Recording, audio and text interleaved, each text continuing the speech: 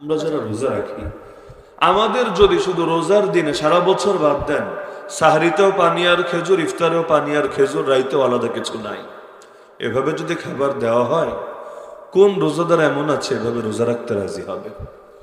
রোজার দিনে দুপুরবেলা খাই না, এটা ঠিক, কিন্তু সকালে এমন লোড দেই, আর মাঝখানে যে বিকালে একটু সামান্য কষ্ট হয়, এজন্য ইফতারের সময় এমন ভাবে পোষায় নেই, দুপুরে খাইলে যে কয়টা খরচ হইতো এর চাইতে বেশি খরচ আগে আর পরে মিলায় হয়ে যায়।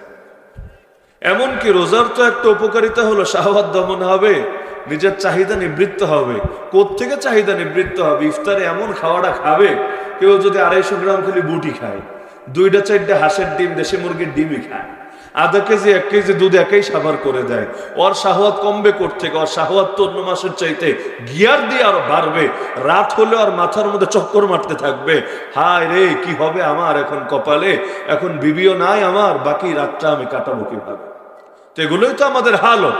কিন্তু আল্লাহ নবী সাল্লাল্লাহু আলাইহি সাল্লাম মাসের পর মাসও কাটাতে বাধ্য হয়েছেন শুধু খেজুর খেয়ে, শুধু পানি খেয়ে। আমাদের দেশে এই চেতনা কেমনে যেন ছড়িয়ে গেছে।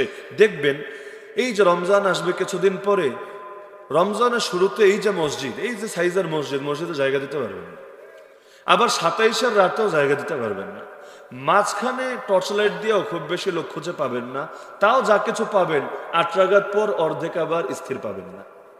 এমন হয় নাকি হয় না? তো শুরুতেও আল্লাহরে খুশি রাখে, লাস্টেও আল্লাহরে খুশি রাখে, মাঝখানে যত রকমের শয়তানি ভণ্ডামি করা সম্ভব সবই করে। আরে জীবনের শুরুতে যখন বাচ্চা জন্ম নেয়, হুজুর ডাইকে আনে নাকি আনে না? আনে। আবার যখন মইরা যায়, হুজুরের সামনে খাটিয়াটা নিয়ে রাখে নাকি রাখে না? শুরুতেও হুজুর, লাস্টেও হুজুর, মাঝখানে সেই হুজুরদের ধরে ধরে পিটায়, মাঝখানে সেই হুজুরদের জেলখানায় বন্দি রাখে, মাঝখানে সেই হুজুরদের হাতে হাত করা লাগায়। বুকটা একবার কাঁপে না? আরে যেই হুজুরদেরকে একবার দেখার জন্য লক্ষ লক্ষ মানুষ বছরের পর বছর অপেক্ষা করতে থাকে, যাদের সাথে একবার মুসাফাহা করতে পারলে এই দেশের অধিকাংশ মানুষ নিজেদেরকে সার্থক আর সৌভাগ্যবান মনে করে, তাদের হাতে হাত করা লাগাতে, পায়ে ডান্ডা বেরি পরাতে একটাবার কলিজাগুলো কি কাঁপে না?